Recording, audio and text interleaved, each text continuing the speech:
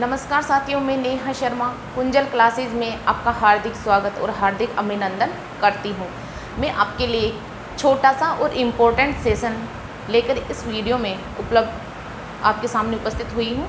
वो टॉपिक है कि सीईटी पात्रता परीक्षा के बारे में संपूर्ण जानकारी देना।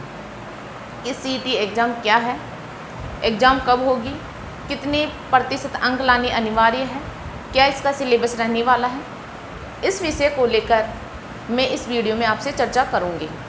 ठीक है, हम बात करते हैं कि राजस्थान में बजट 2024 और 25 आ चुका है। जिस बजट की हम आस लगा कर बैठे थे वो बजट वैसे हमारी आशाओं के अनुकूल तो नहीं रहा, लेकिन फिर भी वैकेंसीज़ तो आनी है ही है, चाहे कम आए चाहे ज़्यादा आए, लेकिन आएगी। तो हमारी जो एक वैकेंसी आ रही है, बहुत अच्छी वैकेंसी है, पटवारी की वैकेंसी, उसके लिए मैं ये सीईटी की जानकारी आपको दे रही हूँ। क्योंकि पटवारी की अगर आप तैयारी कर रहे हो तो आपको सीईटी पात्रता परीक्षा क्लियर करना ज़रूरी है। उसके बगैर आप पटवारी की एग्ज़ाम में नहीं बैठ सकते हो। तो सबसे पहले हम बात कर लेते हैं कि सीईटी पात्रता परीक्षा क्या है, कब होगी, क्या होगी, कैसे होगी, इसके बारे में संपूर्ण जानकारी हम यहाँ देखेंगे। तो सबसे पहले मैं बात करूँ कि सीईटी एग्ज़ाम ये एक पात्रता परीक्षा है। ये एक पात्रता परीक्षा है, पात्रता परीक्षा है। ठीक है, इसमें पहले 15 गुना वाला सिस्टम था, 15 गुना वाला सिस्टम था। अब इसमें आपके बीजेपी सरकार के सीएम साहब जी ने, भजन लाल जी ने, इसमें 40% अंक अनिवार्य कर दिए।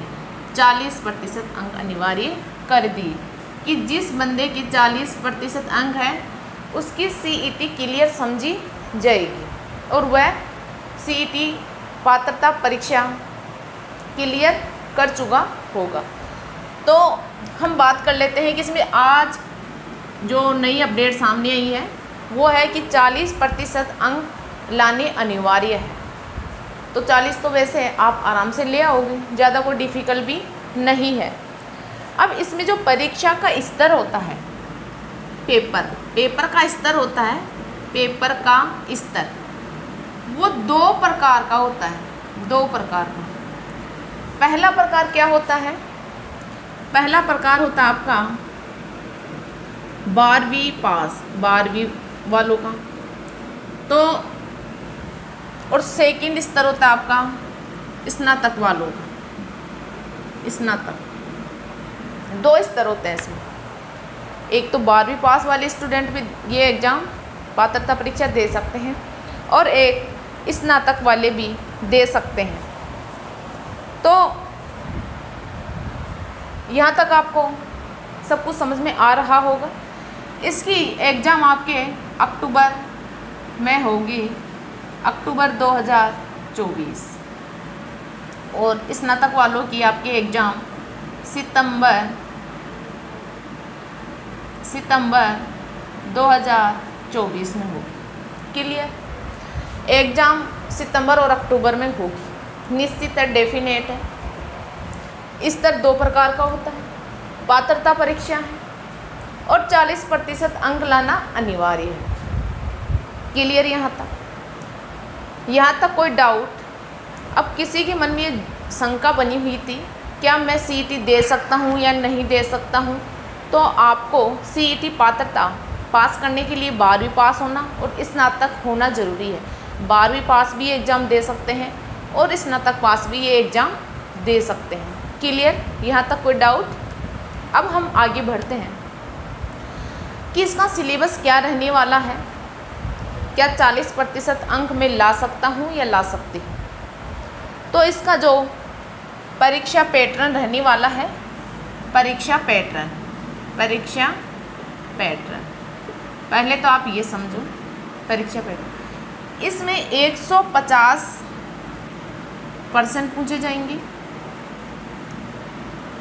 एक प्रश्न 2 नंबर का होगा तो 300 अंक का टोटल पेपर होगा। और 3 घंटे का पेपर होगा।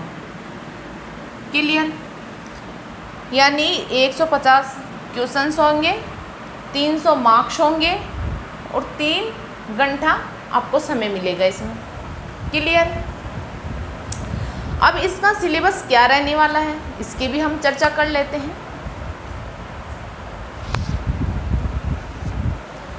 इसके सिलेबस की बात करूं तो सिलेबस में आपके इसमें सबसे पहले आपके राजस्थान जीके,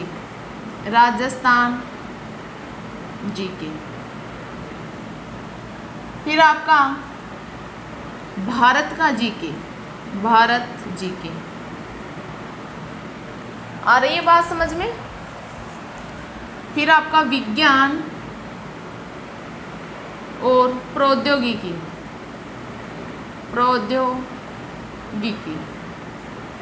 फिर आपकी इसमें गणित और रीजनिंग, फिर आपकी इसमें एक कंप्यूटर भी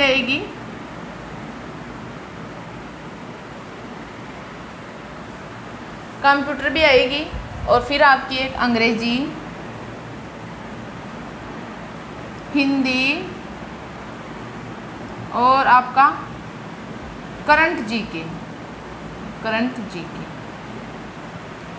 ये आपका इसमें 1 2 3 4 5 यानी 6 सब्जेक्ट रहने वाले हैं।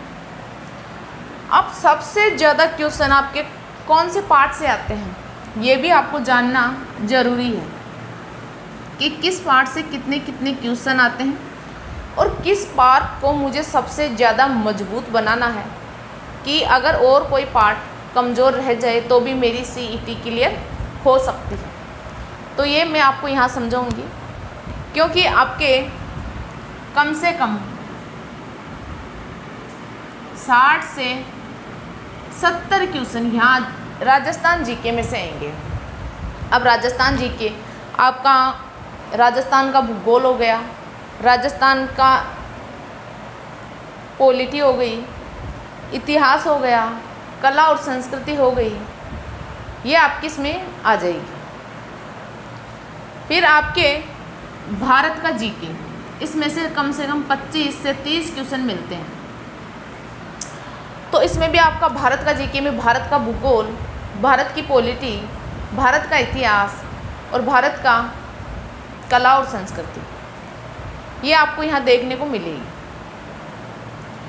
फिर आपकी विज्ञान और प्रौद्योगिकी, यहाँ से कम 10 क्वेश्चंस आपसे पूछे जाएंगे। फिर आपकी गणित और रीजनिंग, यहाँ भी आपसे 10 के लगभग, देखो ये कोई मैं बिल्कुल एक्यूरेट नहीं बता रही हूँ, ऊपर नीचे भी हो सकते हैं, कई बार हो जाते हैं, लेकिन अनुमानित है ये। कई बार यहाँ 50 भी क्वेश्चन आ जाते हैं, ये कोई ज़रूरी नहीं है, और यहाँ पे 40 भी आ जाते हैं, ये कोई डेफिनेट नहीं है, लेकिन अनुमानित आंकड़ा है कि सबसे ज़्यादा स्कोर राजस्थान जीके का रहने वाला है। फिर आपके कंप्यूटर के 5 क्वेश्चंस पूछे जाएंगे और आपके हिंदी, अंग्रेजी और करंट जीके, इन तीनों को मिलाकर यहाँ पे 25 क्वेश्चन पूछे जाएंगे लगभग। अब ये नहीं है कि मैं बता रही हूँ उतने ही आएंगे, उतने नहीं आएंगे, कम ज़्यादा हो सकते हैं। आप खुद समझदार हो कि कई बार डेफिनेट, जैसे सेकंड ग्रेड, फर्स्ट ग्रेड, उनके लिए मतलब कि उनकी हर यूनिट में एक क्वेश्चनों की संख्या दी हुई होती है कि इसमें से 10 क्वेश्चन ही पूछे जाएंगे, लेकिन साहित्य में से 10 पूछे जाएंगे, ग्रामर में से 15 पूछे जाएंगे, लेकिन कभी एग्जाम में ऊपर नीचे हो जाता है, उल्टा हो जाता है ना। लेकिन आप यह एवरेज लेकर चलोगे, देखो राजस्थान जीके करीब सबको समझ में आता है और ईजी भी है, कोई ज़्यादा हार्ड नहीं है, आप इसको कवर कर लो तो कम से कम यहाँ 30-40 के बीच में भी क्वेश्चन हल कर लेते हो तो आपको बेनिफिट है।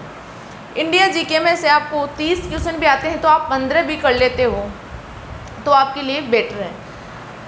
अगर विज्ञान और प्रौद्योगिकी आपको हार्ड लगती है तो आप इस पार्ट को थोड़ा नज़रअंदाज कर सकते हो, लेकिन इसको थोड़ा छूते हुए चलना, मतलब कि थोड़ा बहुत तो छूते हुए चलना, लेकिन ज़्यादा भाई आप नहीं कर पाओ तो छूते हुए तो चलना आप। फिर मैं बात करूँ गणित और रीजनिंग, ये कोई रीजनिंग इतनी हार्ड नहीं है मेरे हिसाब से। रीजनिंग तो आपको वैसे आ जाएंगी, मतलब कि ज़्यादा कोई हार्ड नहीं है। तो 5 क्वेश्चन आपके रीजनिंग के आएंगे, 5 आपके मैथ से के आएंगे, गणित के आएंगे, तो 5 तो आप निकाल दोगे। मेरा मानना है इतनी हार्ड नहीं आती है। फिर बची बात कंप्यूटर की, आपको अच्छा लगे तो आप पढ़ लेना, कईयों को तो रिस्क है। फिर आपकी हिंदी, अंग्रेजी और करंट जीके। देखो भाई, आपको करंट जीके तो अगर कोई क्वेश्चन बनेगा आपका, जैसे हिस्ट्री हुई, जैसे ज्योग्राफी हुई, पॉलिटी हुई, तो ये क्वेश्चन अगर उनमें भी राजस्थान जीके और इंडिया जीके में अगर पूछे जाएंगे तो वो करंट से रिलेटेड ही ज़्यादा क्वेश्चन बनते हैं। आजकल यही सिलसिला चल रहा है कि फर्स्ट ग्रेड, चाहे सेकंड ग्रेड, चाहे रीड, चाहे थर्ड ग्रेड, उनमें जब एग्ज़ाम में देखते हैं तो क्वेश्चंस पुराने मिलते ही नहीं हैं, वो सब करंट से रिलेटेड होते हैं। मतलब कि लोग देख के चक्कर में पड़ जाते हैं कहाँ से आ गए, मतलब कि पूछते हैं वो करंट से रिलेटेड ही क्वेश्चन बनाते हैं, क्योंकि एग्जामिनर का माइंड इतना फास्ट चलता है कि वो कहीं से कुछ भी दे सकता है, उनकी कोई आप वो नहीं कर सकते हो। तो आप अपना एवरेज लेके चलो तो आपका 40% या 60% आराम से हो जाएगा, कोई नहीं रोक सकता इसको। बस इतना एवरेज लेके आप चलो। देखो करंट जीके की यूट्यूब चैनल पे बहुत आपको क्लासें मिल जाएगी, बहुत अच्छी हैं, वहाँ से आप पढ़ लो। और Rajasthan GK, India GK, Rajasthan GK मेरी जो कुंजल क्लासेज हैं, यहाँ पर आपको काफ़ी हिस्ट्री की और art and culture, polity, geography की क्लासें मिल जाएगी आपको, और बहुत ही अच्छे शानदार तरीके से दी गई है, बिल्कुल नोट्स मेकिंग पैटर्न पे। आप वहाँ से देख लीजिए। आप रीजनिंग, कंप्यूटर की और इनकी एक बुक खरीद लीजिए। इस एवरेज को लेकर चलोगी तो आप आराम से अपनी एग्ज़ाम क्रैक कर सकते हो, ऐसा मेरा मानना है।